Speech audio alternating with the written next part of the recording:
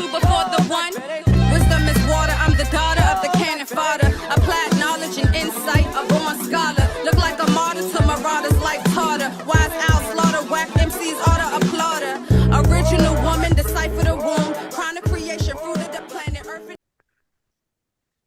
Peace, peace, peace. Welcome to another episode of Wazadome TV. Today, I have a very, very special guest. You've seen her on the show 2 times already. She's one of my favorite people to interview. She's an expert in, ATRs and Hoodoo, and she's a practitioner herself. And we gained so much insight from speaking with her about these topics. Mama Yana, thank you for coming through.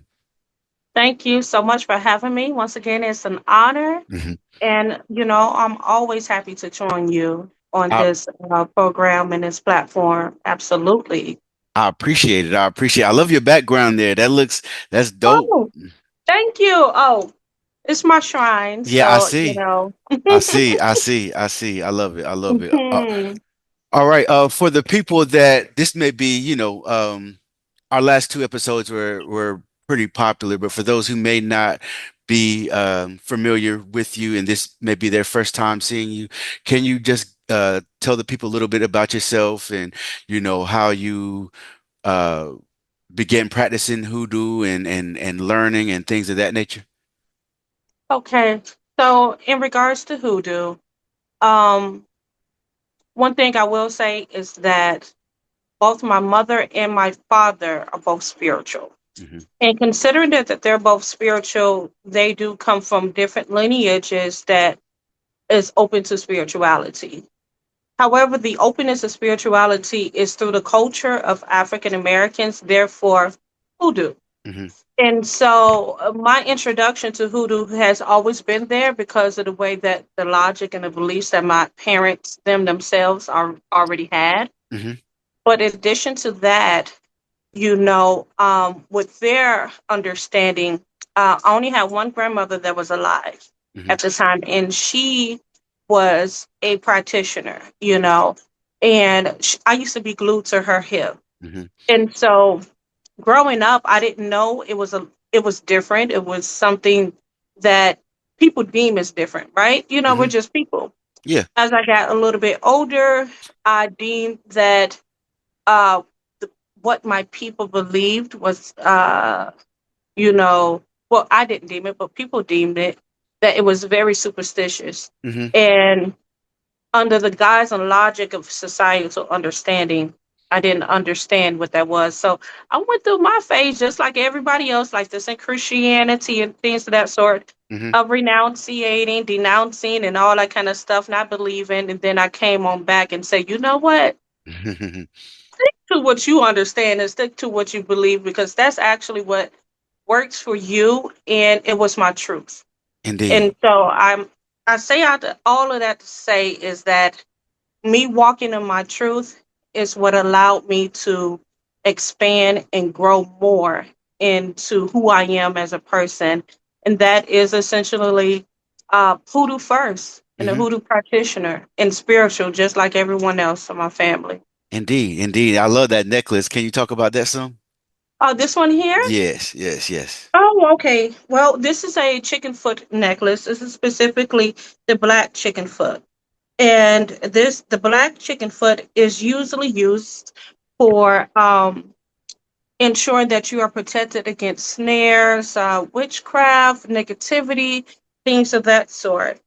Um, the chicken foot in general can do that, but it's the black chicken foot has a little bit of oomph and potency. Hmm. Here we have what's called a cat's eye. And in Mm. hoodoo, we consider the cat's eye more so as the charm as the evil eye. Mm. And so the evil eye will be described as someone that's giving you wishing ill luck on you, Hmm. giving you the gaze of not wanting you to do well versus Yes. what's called the blessed eye, which is different. Right. We walk in the world with more of the evil eye than the blessed eye. The blessed eye is people that want you to do well. They're rooting for you. You're not in competition with you, things of that sort. Hmm. And so these particular charms are worn to ensure that you counteract negativity while simultaneously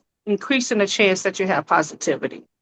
I think that actually is a perfect segue for this next question. Mhm.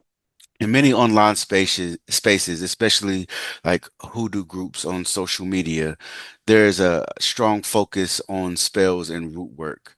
Do you think this emphasis overshadows other important aspects of hoodoo, like its historical, cultural, and spiritual dimensions? What might be lost when hoodoo is reduced to just spell casting, in your opinion, or if anything? Absolutely.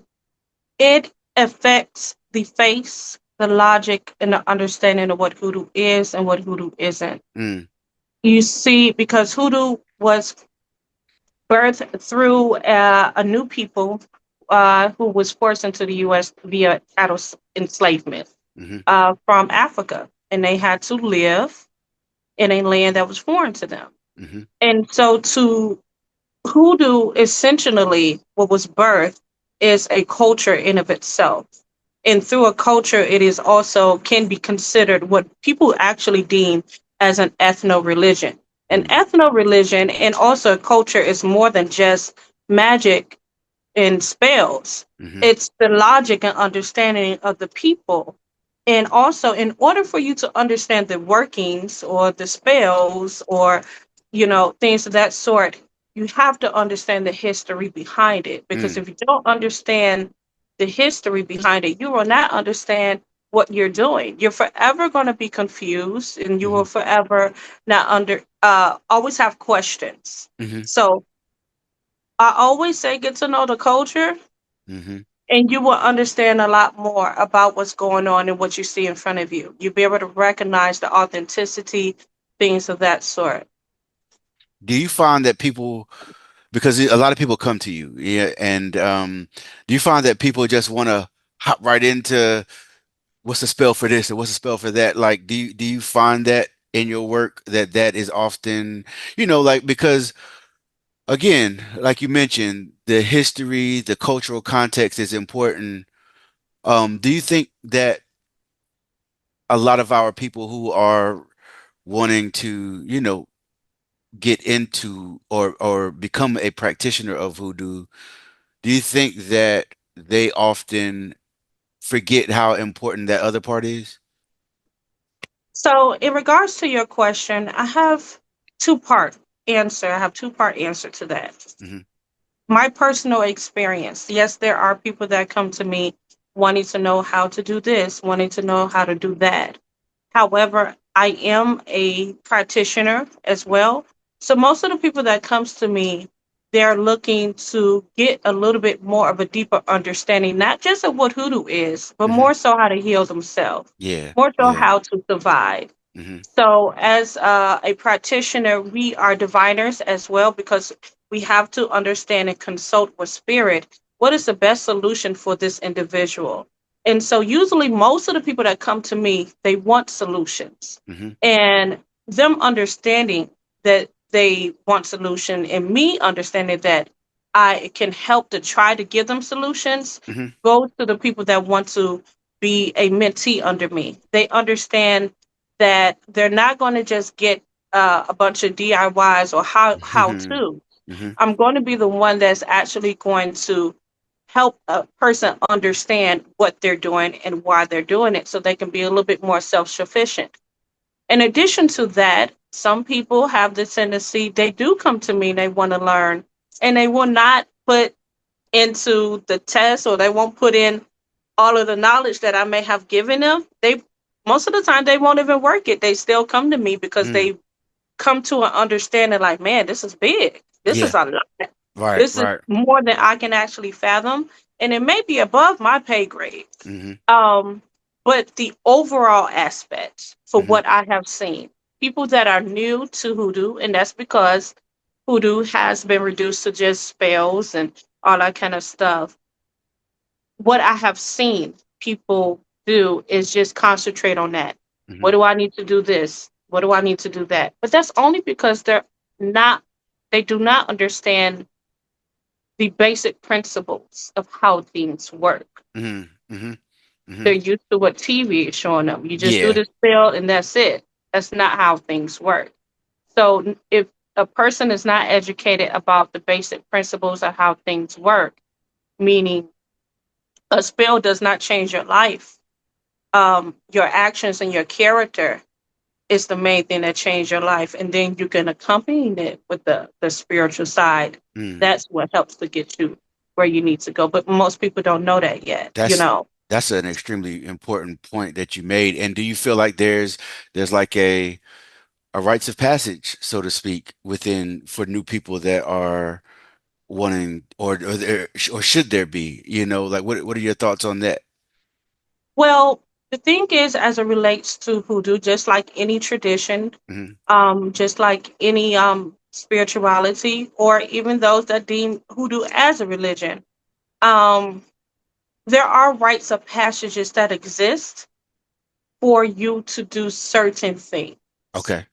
And so, for example, considering that we live in the US and we're English speaking, I will use Christianity, for example. Hmm. Everyone isn't the priest. Hmm. Everyone is not Hmm. the person who is also Mm. uh, working. Hmm. Everyone is not knowledgeable. However, they can't. There are devotees to Yeah. Christianity, Hmm. but everyone is not up there saying that they are the prophets. Right. They're and so That's a great in point. order to get to that aspect, yes, you have to go through certain ritual and understanding and study and knowledge. Hmm. But to be just a devotee of hoodoo, you do not have to go through certain aspects, what we would deem as, rites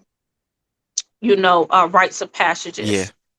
I would say, and I always say this, and I've been saying this since day one, all African Americans have exposure to hoodoo Hmm. because it is a part of the culture. Because hoodoo is not just magic, Hmm. hoodoo is bigger than magic. Hoodoo Hmm. is your life, Yeah. and it is embedded Mm. in your culture. Mm. It, especially as people who are African Americans tend to be very quote unquote superstitious. The definition of superstitious is someone that believes in the unknown without scientific fact, Hmm. in a sense.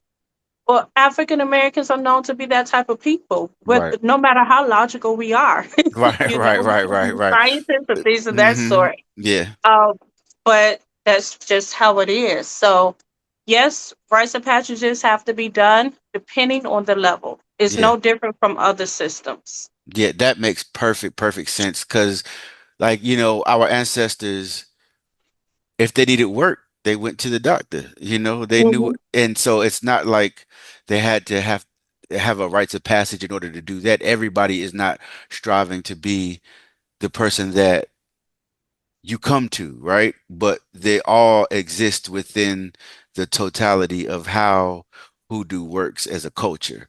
Um, Uh-huh. Just like if you have a headache, it's okay for you to pop an aspirin. You can right. medicate Yeah, it yourself. doesn't mean I'm a doctor, right? Well, exactly. But if you got something bigger, you thinking something else going on, Right, go see the professional because you right. know that's above your pay grade. But it doesn't mean that, oh, I'm not a medical professional. I cannot take an aspirin. No, that's just a different level. Yeah, You mentioned diviners and divination, and when we think of, like, where most people think of divination in our community, they think of Ifa, Isheshe, and Yoruba culture and other West African and Central African traditions. But there is divination within hoodoo as well, right? absolutely. Can you talk some about Um, that? there's all different forms of divination within hoodoo, and much of the forms of divination actually, I have seen also exist amongst the continent of Africa. Mm, And so there are some people that literally would divine with water. mm, There is a recording by Zora Neale Hurston. I'm just going to use it as an example hmm. because I like to give examples and Yeah, and to she's let one of my people know I'm favorites not making anyway. this up. Yeah. There's a recording of Zora Neale Hurston with Father Mr. Frizzly, Father Sims, and he would his his client would come to him and say, "Hey, I got this going on." He would take a glass of water and he would say, "Look, tell the water, talk to the Mm, water." And then when they get done, um, when and he would put it on that person's head, mm-hmm, and then after putting that glass of water on a person's head, he would look into the water and he say, he would talk to water as if it is an entity because it is. mm, And he would say, "Water, please tell me what is ailing this person, what is their condition, and let me know what we can do." mm-hmm, And he would look and he would gaze into the water and everything will come out. mm, Now, if you use that example, and as you mentioned that um, I have initiations and other ATRs. I am an Oshun priest. mm-hmm, Well, a lot of people don't know, even in that priesthood, if you go into Nigeria, we are water readers. mm, We read the water. We also read the water in our pots where Oshun is, and in our shrines and things of that sort. And so that is one form of divination. Another divination that has been highly popularized nowadays is the bone divination. mm, And this is also something that goes on the lines that is listed in the continent of Africa. um, Mostly reading things that are connected to spirit or nature has always been used for divination. However, there's also systems that's based off of knowledge and logic and understanding where it can become more complex that with something falls down, we call it a sign. Um, it gives a little bit more input in what is going on. And so the system of playing cards, uh, even the system of reading dice, mm. where everything means something, Right. even omen reading as well, too. Um, a diviner is so skilled at divination that it could pretty much read anything. However, there's also very skilled diviners where they have that one system, that one thing that they read, and they know that tool through and through Mm-hmm. and can give you everything that you need as well. So it just, divination is a skill in of itself. So even with that being said, it is not meant for everyone to pick up and say that they are an expert in. Right. There's even levels even to that. You go from the yes or no, and then there's other parts of divination where you can tell an entire story. Mm. you know, What are the pitfalls for somebody doing this that doesn't know what they're doing? for the pitfalls of doing it is one thing is that you can get confused about the answer Mm. Yeah. in which that you're seeking. Number two, a pitfall can be is that you may open up or invite uh, spirits to give you answers that you are not inviting or you don't want to invite. Mm-hmm. If you do not know what you're doing, you may put your life in jeopardy or another person's life in jeopardy. And what I mean by that is that divination is to be taken seriously. It Right. is not something to just play with. And and I mean by that is because most people trust the answer. Mm-hmm. And a skilled diviner needs to understand what is the answer, how does it apply, and does it apply to this individual? How to decipher the messages going on. And also, a skilled diviner must understand how to speak the language that the spirit is speaking through the tool they wish the spirit to speak through, because all tools speak a different language, they read differently.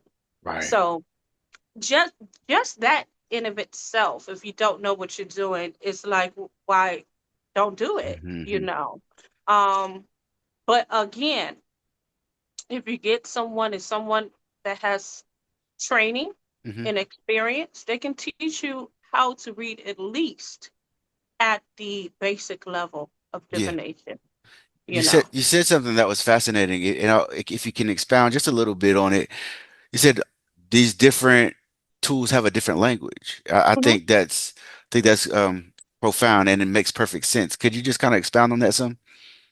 Yeah, so different tools have a different language because certain spirits have agreed to speak through different tools. Mm, Um, that's just one aspect. And then another aspect that certain tools have. what's called they have a system that goes along with it, and coupled with their system are meanings.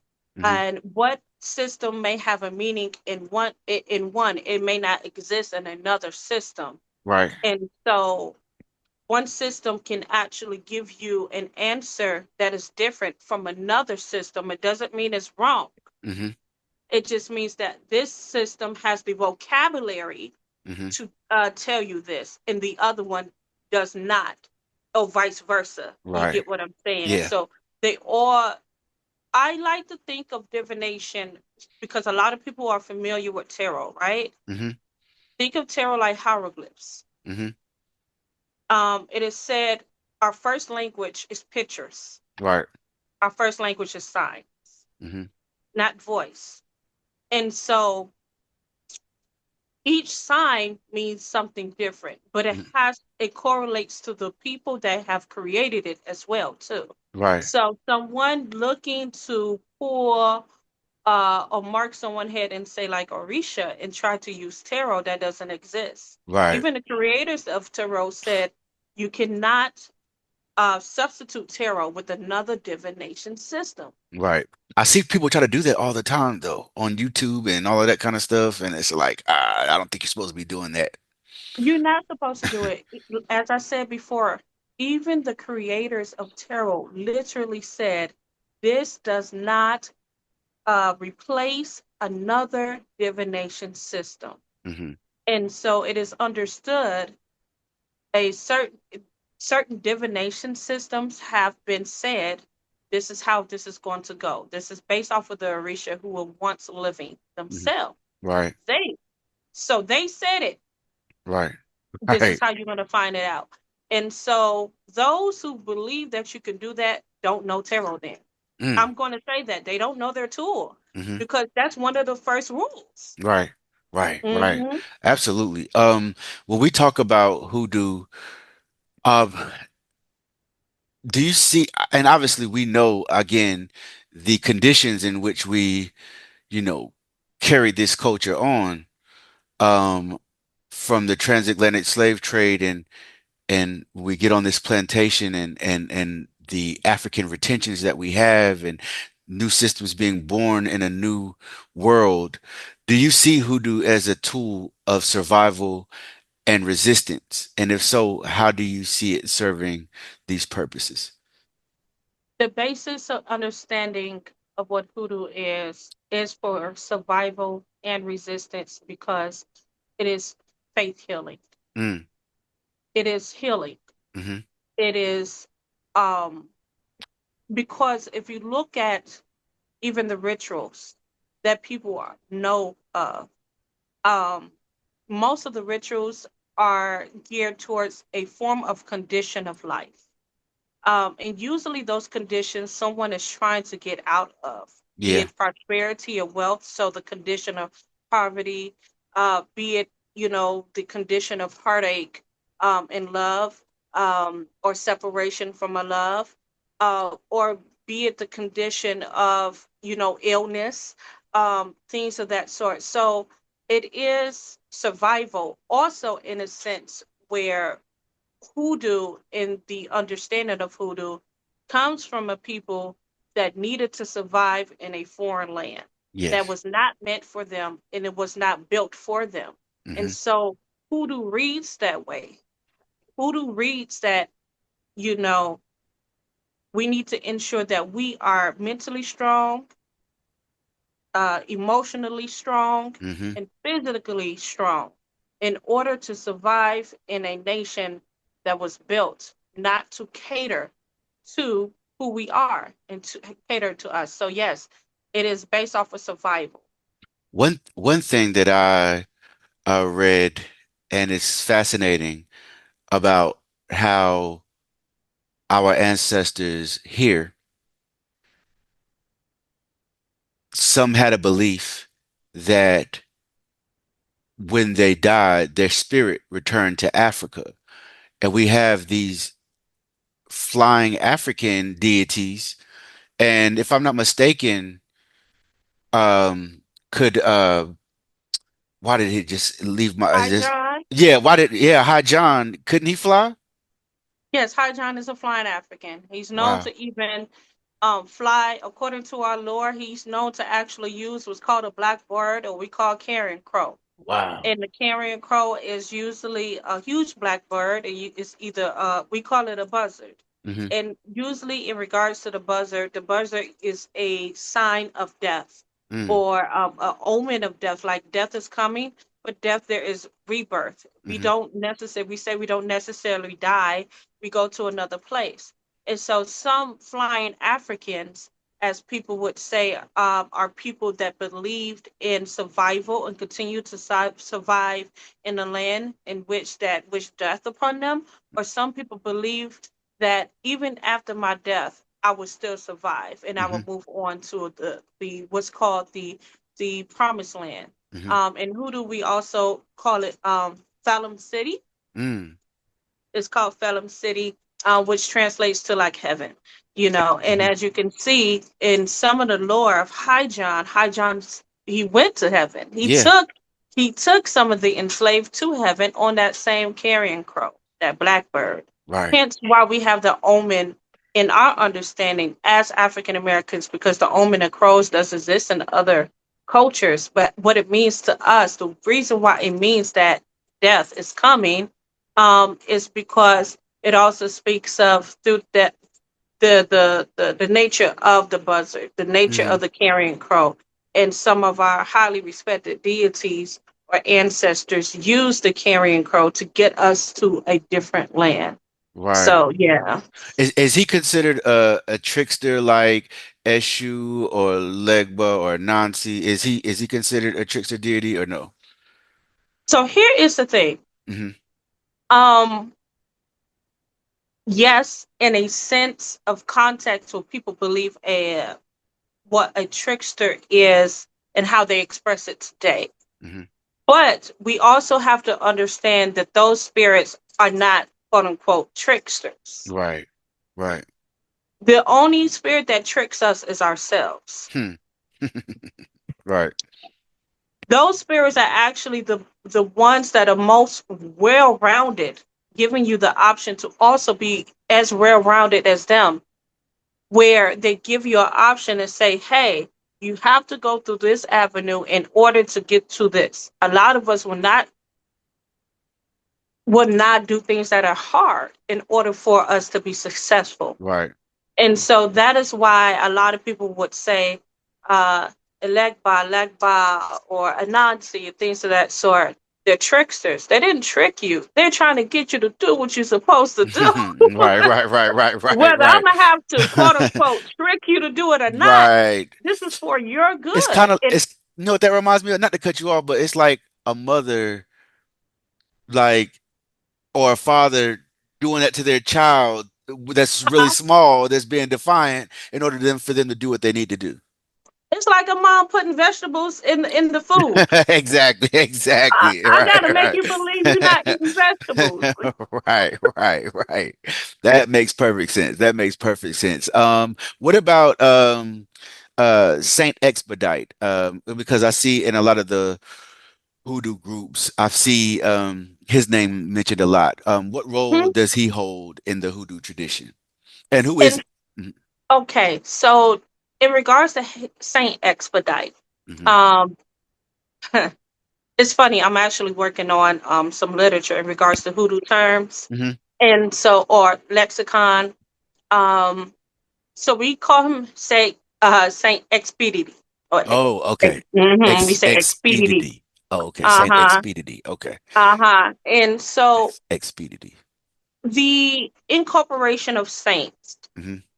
comes primarily from the area in the region where saints were actually used in, the Catholic religion, Yeah. you know, and also the incorporate. And so even through, Haitians of, fleeing into New Orleans and Mhm. things of that sort, although the Catholic saints were already there in that land, as opposed to the Protestants, right?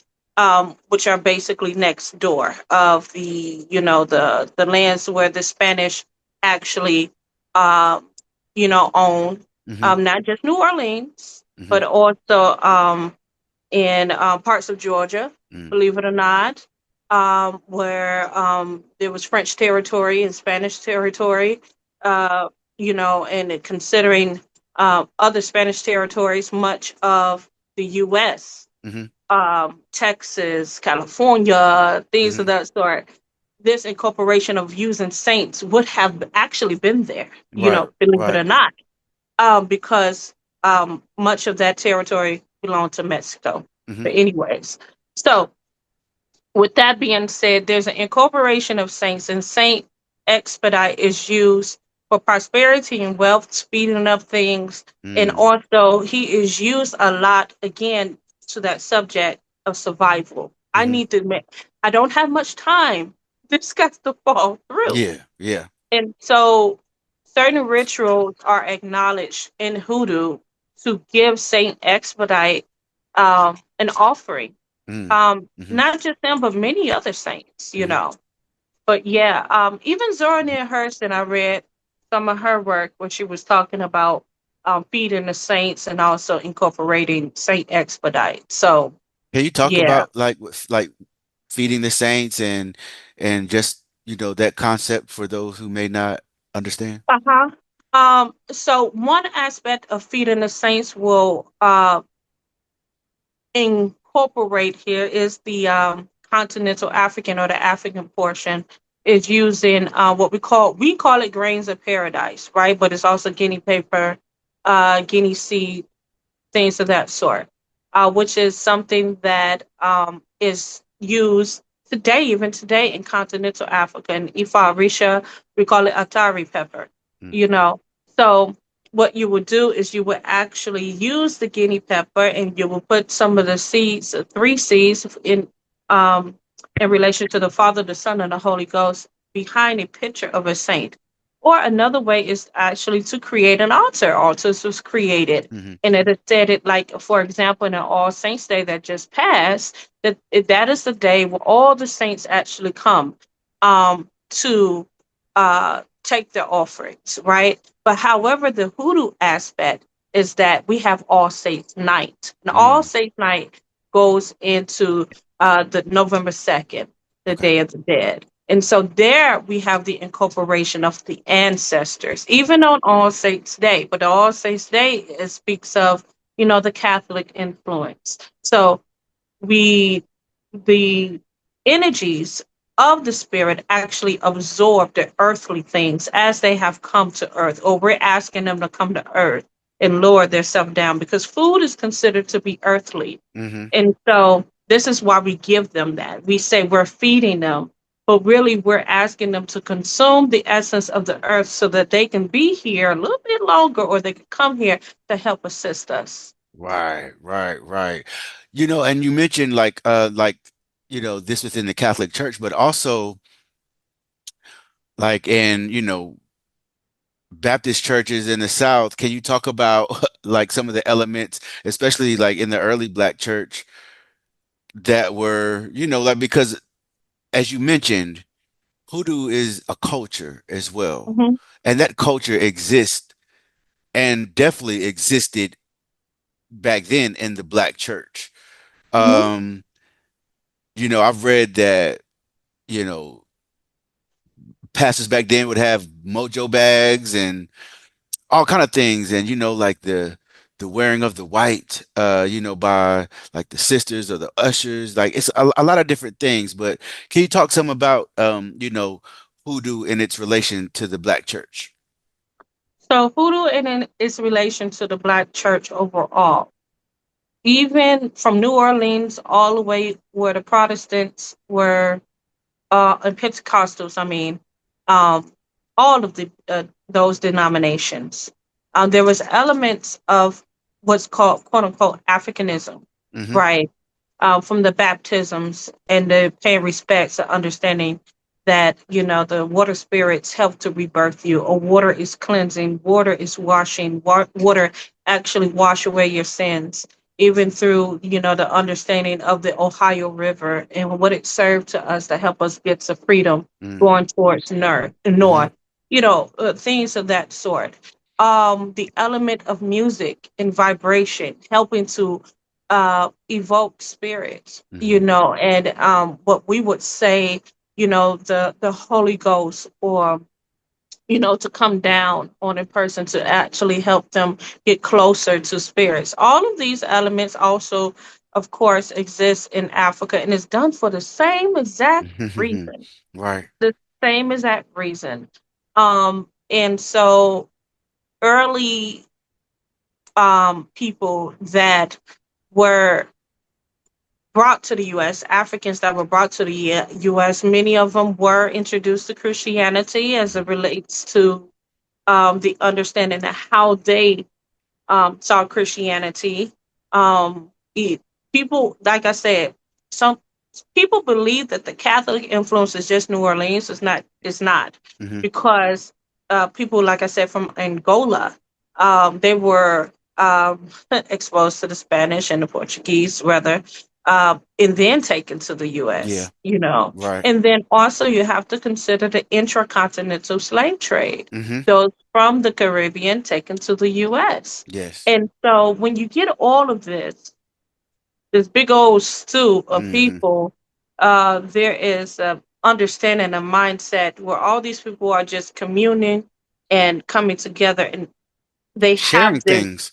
understand sharing things, Hmm. right? In their understanding, but is usually under an African worldview. It has Absolutely. to make sense to them. It Right. has to fit the elements of that foundation. Hmm. If it don't fit the element of that foundation, it's like eat. I don't understand it. Right. you know, and that's what a lot of people don't understand about hoodoo. People like to say, "Oh, hoodoo is a mixture of European, Native American, blah blah blah." It's not. Right. It is. It's strictly African American in a way that Africans back then can actually understand it. That created something new, Hmm. and the reason why they would say is this incorporation of other cultures that isn't African is because of the land that those Africans lived on. Yes. However, like for example, I'm a black woman, an African American woman that lives in a predominantly African American, um, neighborhood. Hmm. I see black people all day, every day. That's all I really see. Right. Not outside of my community is different. Hmm. I understand things as an African woman in the U.S., African American woman in the U.S. I don't understand it any other way. Right. And so, whatever has affected me, Hmm. that is how my logic is formed. So if I'm affected by European ideology, I have to look at that European ideology and understand how does it affect me, and then I express it in my way because I can express it in a different cultural way, Yeah. you know. Right. So that's basically what those the people did back then. They had to express it in their cultural way, Hmm. and that is even how they worship. They say black churches worship a certain Hmm. way, Right. you Right. know. Right. Like inside a white church and a black church. It's like two totally different worlds. I mean, it is. And you're right. We brought that with us, and it makes I mean, as beautifully said. Like it has to make sense to us. Like even the way black folks did Islam in West Africa Hmm. made people like, are they real Muslims? Because they're doing it, like we do it the way that makes sense to us, and we always have. What if someone asked you, Mama Yana, like, I want to get into hoodoo, but I don't want to leave Christianity? At You can be both Christian and a hoodoo practitioner, can't you? Absolutely. Mm-hmm. I tell people that it's too late. Mm. It's too late. You've already incorporated aspects of hoodoo, although you believe that Jesus is your Lord and Savior. Mm-hmm. Um, it's nothing that you can get away from, especially if you are African American. You know, if you believe in if you believe in not putting your purse on the ground, You know those grannies in the church, Mm, they're gonna get at you. Don't put mhm. that purse on the ground. Okay, you all right, try it. Right.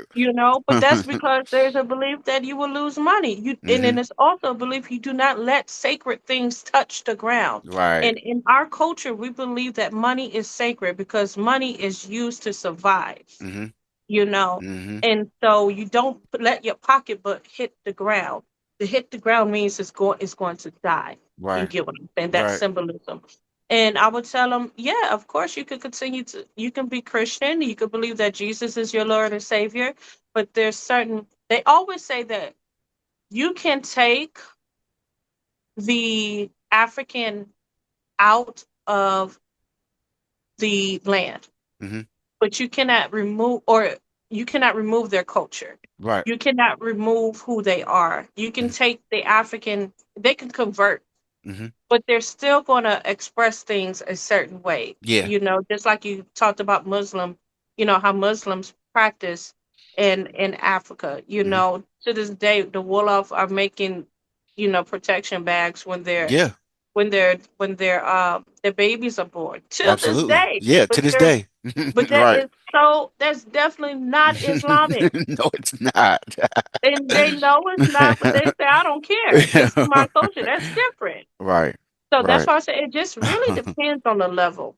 Hmm. You know, you may not be able to be a what you believe, what the Christians believe is a full-fledged Christian and want to become a priest. Mm-hmm.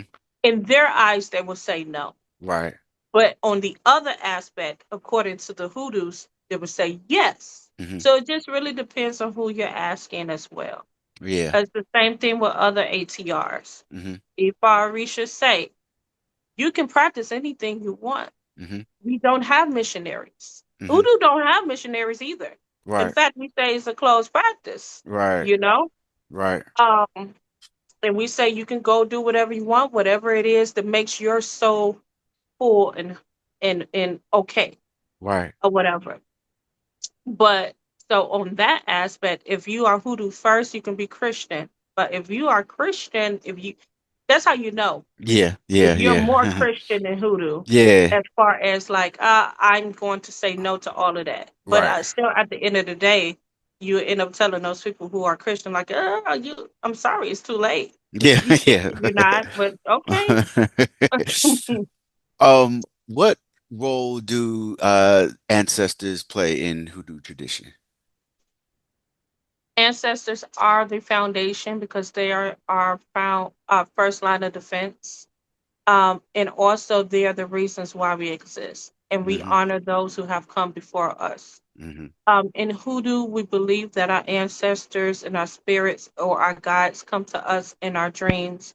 They give us signs. We believe that they are all in a spiritual realm, looking down on us and guiding us. We believe that our grandmother is, hugging us and we are enveloped with her love. Our grandfather, our great great grandparents, and those that have come before us. And when we are really looking for guidance and assistance. We don't just look to the supreme being, but we also ask for the guidance and assistance of our ancestors because we also understand that we are our ancestors and our ancestors are us, meaning we Hmm. carry their DNA. Yeah. It is inevitable.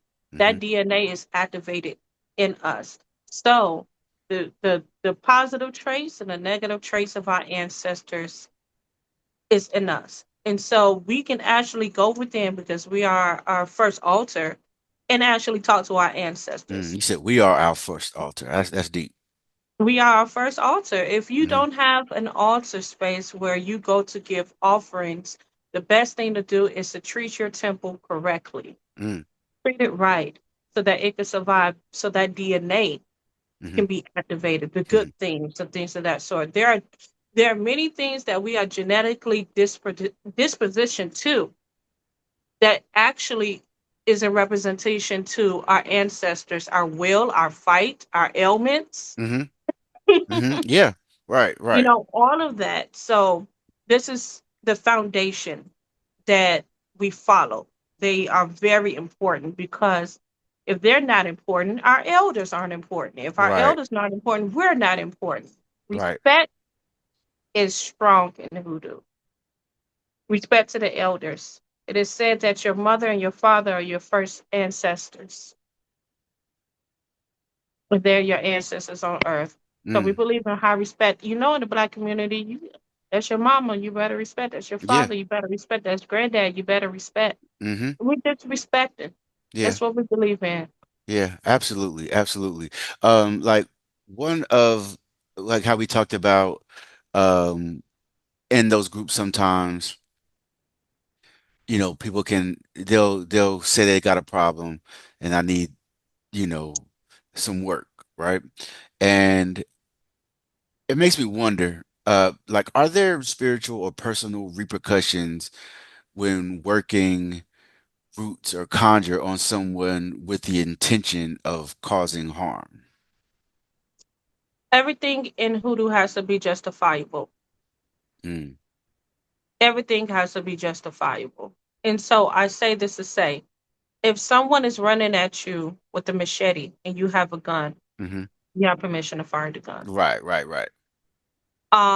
If someone is not bothering you and you're minding your business and you fire the gun, you will live out those repercussions. You know, there's repercussions to everything that you do in the spiritual world and also in the physical world. They go hand in hand, they mirror Yeah, each other. yeah. Excuse me. So Bless yeah, there there can be a problem you. if you're just doing things just cause Yeah. and you have rash actions. Hmm. And the reasons why you're doing things are irrational or you moving for rash. That's what I mean. So yeah.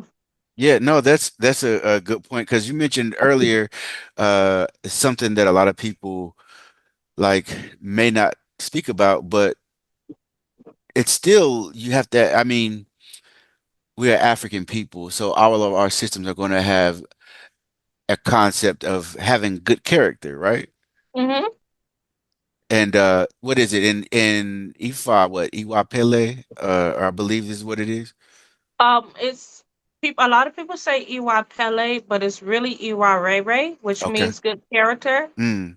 and Iwa Pele is gentle character. Mm. And the Okay. thing is, in regards to that, a lot of people misconstrue or they would say Iwa Pele is good character because, in a sense, being gentle is Yeah. an aspect of good character. However, good character is you being well rounded, Yes. meaning even the aspect of not being a pushover, Yes. meaning to understand when to fight for justice or not, Right. and things of that sort. So it's not just being gentle, Yes. it's more to it when it comes to that. So but it that aspect does also exist within hoodoo as Hmm. well. Respect, understanding, and logic exists in hoodoo. It's even written within our lore, even in our creation story, Mm. that we have to respect one another, even as men and women. There should be some form of respect. Where the women hold the keys, they said, according to in our lore, and men hold some form of keys too. And support has to be there. Being a crab in a bucket is not something that is essential to us. Because it basically defeats the purpose of survival. Yeah, right, right, Yeah. right. Beats the purpose of survival. You mentioned something that I have never heard before. Did you say that there's a creation story in Hoodoo? You got to talk to me. What was what Oh my goodness. I've ne I've never heard that. Yes. So, as we know, hoodoo was birthed in the Bible Belt and things of that sort. So, Hmm. I'm going to sum up what the Yeah, creation yeah. story is about. And so, the creation story is where there's man and there was woman that had equal understanding and equal equality of power, Hmm. of how they can contribute to each other. Hmm. And so there was aspects where the man was being a little bit um, unfair to the woman. Mm-hmm. right? And so now these aspects have to be split up because what happened is that the woman was complaining and they said the devil came to the woman and said, you know what, you need to go to God, talk to God about it, and asked them for three keys. Asked them for the key to the bedroom, the key to the kitchen, and basically the key to the future. Long Mm-hmm. story short, the barrenness or whatever. And she said, okay, or whatever. And so God went and gave her those three keys. She came back down and whenever man started to act up, he said, she won't feed me, she won't have my kids. So now Mm-hmm. my legacy is in trouble and I don't have no rest, I have no peace. Mm-hmm. And so as long as there was respect, she gave him that, Mm-hmm. things of that sort. There's similar stories that actually exist in Wow. even Orisha Yeah. too. Yeah. Or Oshetur with Oshun, you Mm. know. That that that e- that Odu and the Itan that's within the Odu, some people would like to call it Pataki, Mm-hmm. speaks of, hey, you have to respect one another. It's more so respecting one another, but don't allow your strength to overcome another. You can be physically strong, Yeah. another one can have strength in another aspect. And so now we have today where it kind of explains like the power dynamic Mm-hmm. between women and men, Yeah. you know that's because we have differences. That's Right. it. And we Right. have to understand and work through our differences. Now, through that, it's not just gender, it's Mm-hmm. in general. We Mm-hmm. need to understand and work through our differences so that we can understand how to build amongst our fellow man. That's what it's about. People will probably stop and say, oh, men should respect women. No, we're Mm-hmm. not stopping there. That's not what that's about. Mm-hmm. It's about respecting one another so that we can build each other up so that we don't kill ourselves as a people, so that we don't go extinct, so that we can continue to cater to this world that's keeping us alive. Yeah. Like you So, mentioned, it's like you mentioned at one of the roots of hoodoo is survival. mhm, And obviously we need each other in order to do that. yeah, There are like a lot of blues songs, that talked about hoodoo and stuff, and then they would mention graveyards and graveyard dirt. And what's the um significance of graveyard dirt in hoodoo, and how is it used? okay. So the thing is, in regards to graveyard dirt is very strong and it's very potent, Mm, and it can be used for any and everything.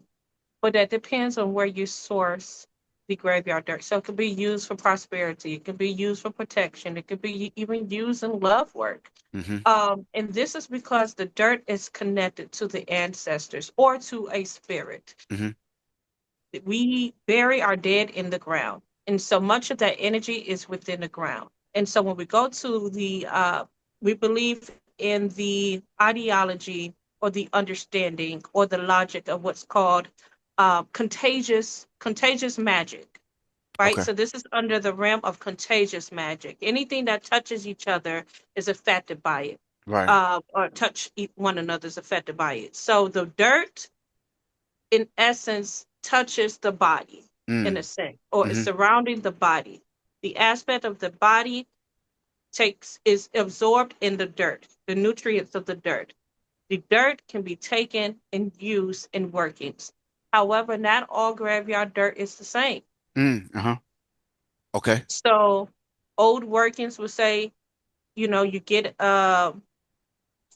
the graveyard dirt from an ancestor grave that is willing to be and work with you in that aspect, meaning that ancestors has to say yes or be So in you would have to agreement get to say permission. yes, to say, Hmm yes, I want you to use this essence of me.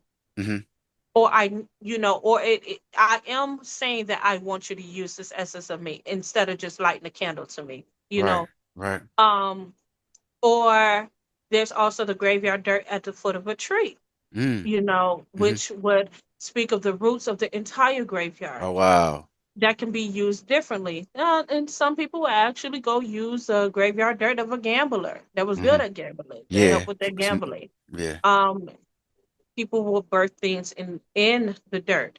One thing a lot of people I have seen is a misconception. I think it's due to the lack of understanding and knowledge of the other aspect of the graveyard dirt is goofer. Okay, what's that? I say so people say goofer dust. Hmm. A lot of people believe that just for hexing and crossing. It's Hmm. not. Mm. It can goofer dust just translate to the dead Okay. or to die. Hmm. In reference to the dirt. So to die, the dust that is connected to the dirt. Hmm. So graveyard dirt is goofer dust. Wow. Wow. But people would take that goofer dust and mix it with other things Hmm. to chase people away or to, do some negative things to them. And so it got this reputation of that all goofer dust is bad, but it's Wow. not. Right, right, right. Okay, okay. And that comes from Kikongo, Oh, goofer, really? goofa. That's what I was gonna that's what I was gonna say because I've seen I've seen brothers who are like on YouTube and stuff. I've seen brothers who are scratched in Palo Hmm. that you get graveyard dirt for stuff and as somebody who's extremely familiar with ATRs, I know you see like so many similarities within hoodoo and Oh, stuff so that's many. practiced in the continent, right? Absolutely. Absolutely. And like you said, the use of graveyard dirt is very strong within Palo. But here's the thing. Um, Before I even initiated into these ETRs, I was Hmm. very Afrocentric. Yeah. And as someone who is very Afrocentric and I live in the city of Chicago, I have opportunity to live like an Afrocentric person. Right. And so I came into contact with someone who is from Angola. He Hmm. had a shop. Of course, I'm shopping in African shops. I'm Afrocentric. And I'm talking about hoodoo to him, Hmm. right? And I mentioned Goofa dust. Hmm. He said, "What did you say?" I said, "Goofa." He said, "Sounds like you said Goofa." I said, "That's what I said." And he told me what it means in Wow. Kikongo. Wow. Later Uh-huh. in my studies, I Uh-huh. found out that is literally where Goofer came from. Wow. Wow. A lot of what I have studied, Hmm. I have primary knowledge through experience Yeah. first, Right. and then I get confirmation later Hmm. on. So and I am scratching Apollo, Oh, are right? you? So yes, Wow. I'm also scratching Apollo. So we're So definitely going to have to talk about that on another episode. Just letting you know. Because Paulo is so fascinating because it's so mysterious as well. There's not it is a lot very of books or not a lot of there's a few Paulo content creators, but not a lot, and so yeah, yeah. But go ahead. I'm yeah, sorry. yeah, it's Mhm. very mysterious. I say all that to say is that I found this out before I found this out with just the genuine interest of the people. Hmm. The genuine interest, because the people is the foundation of the religion, Yeah, the traditionalism. right. And if you have an interest of the people and you really about that life, Hmm. as I said, being a Pan African woman, I was Pan African first. Hmm. I was able to get exposed to what people deem as quote unquote secrets. To me, they're not secrets because this is like their basic information, which Hmm. is okay to say. It's not Right. telling what to do as far as a ritual. And so, with that being said, I found that out even before getting Scratch and Apollo, getting Hmm. introduced to those spirits and things of that sort. The first Angola spirit I was introduced to was in the flesh. Hmm. And it was in the flesh. Hmm. Wow. Wow. Yeah, we're definitely okay. Okay. So yeah, that's something that's a show I've been wanting to do for a while. So I'm definitely going to be building with you soon about that. But the last thing I wanted to ask you, for one, I would like to say again, It's always a pleasure and honor to build with you. Mhm. The people, again, they really appreciate these episodes that we have done. The last thing I would like to ask you, how do song and dance function within Hoodoo, and what roles do they play in its spiritual practices? I mean, we are African people, so I know it has a role somewhere. Song and dance is healing to the soul. And when you have an opportunity to have these vibrations of healing um, come into your space, it creates a certain vibration to call certain spirits to you, and you actually meet them where they are. And so, as you're vibrating higher, they're coming down and being Mm, called. And so, song and dance is very important because it communicates with the spirits what is on your mind, what is on your heart, and what is on your soul. So, when you sing from the soul, soul music, when you dance with your soul, the spirits are able to understand that. mm, So our first understanding is through signs. mm-hmm, Their understanding is emotion. mm, And so as our emotions are evoked, we evoke the spirits. right. So it's very important to have song and dance. Also, song and dance express our experience. Mm-hmm, It tells our lore. mm-hmm. It tells um, our culture, things of that sort. So, What's happening like so and so this will be the last one, but like obviously we've seen it in the church, in the black church. I've seen it um in Nigeria with people who are children of Oshun, and this dancing and then the trance, right? Like mhm. what's happening here? And so, not to tell too much, but there's Yeah, I know there's something yeah. that goes Uh-huh, on uh-huh. vibrationally when we initiate Hmm. to pull the spirit down. Hmm. And through that, um, the pulling of the spirit down, the whenever there's certain music or anything done or played, it helps to pull the spirit down again. Hmm. It's familiar because when the spirit is pulled down, that spirit actually um, goes into our body Hmm. when we initiate, Hmm. as far as Orisha Right. goes. Right. So it said that all priests, all Orisha or Orisha priests are incarnation of said Orisha, Right. Right. Okay. literal incarnation. Hmm. And it is said that we go, well, it's not said, but we actually go through what's called spiritual surgery. Hmm. Um, and there is some form of quote unquote surgery that actually happens. Mm.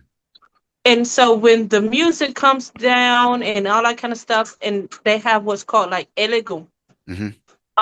And the elegum is called is the horses. We have this concept of the horse and hoodoo as well. And once the vibrations of the music pulls the spirits down, is all she wrote. And next thing you know, the priest gets mounted by said spirit Mm. because that spirit is already in them, and they are also an incarnation. So it's just That would be it's in over voodoo with. as well, right? Yes, Hmm. it Hmm. happens that way. But also the horse part, right? There are some people that are very spiritually sensitive in general. You don't have to be initiated into an ATR to experience being mounted when music is playing. Some people ancestors come down on them. Mm. A sister told me I used to work with, she's from Haiti, and she said one Hmm. time she was a little girl, and I never knew what it meant, but she said she came, she was a little girl, and I guess her neighbor, something had happened, and came home, and there's horses on top of on the top of his house, and but when we think of when we think of things like that, right, pulling down of spirit, and is it is it is it like, so what is normally the purpose, right? I guess is what I would be saying, and then It we can allows end it for the here. spirit to it allows for the spirit to visit us, Okay. those that they are protecting and helping, hmm and actually, maybe dance with us, hmm to hmm give us messages, hmm to let us know that they are here. Right. Um, and also allows us to ensure that we are still connected to them, Right. um, so that we don't forget about them as hmm well. Who doesn't like a celebration, Yeah. Yeah. in their Right. honor? Right. Right. You know, Absolutely. who don't like a Absolutely. celebration? Sometimes they just come down and say, you know what, I want to dance. Or Right. I want to see what y'all doing, what you're doing. Oh, okay. But sometimes when they come down, they're like, I got something to say. Now that I'm here, you Right. know? Right. Indeed, hmm indeed. This has been a wonderful conversation. I always appreciate these bills that we have. Mama Yana, thank you for coming through Wazadome again. It's been supremely appreciated. Yes, absolutely. No problem. It was an honor and a pleasure. We always have a good time, every Absolutely. time this happens. You have me on here. So thank you so much for having me and making me comfortable in your space. For sure. Thank you. And I'll be in touch soon, but thank you again. Okay, thank you.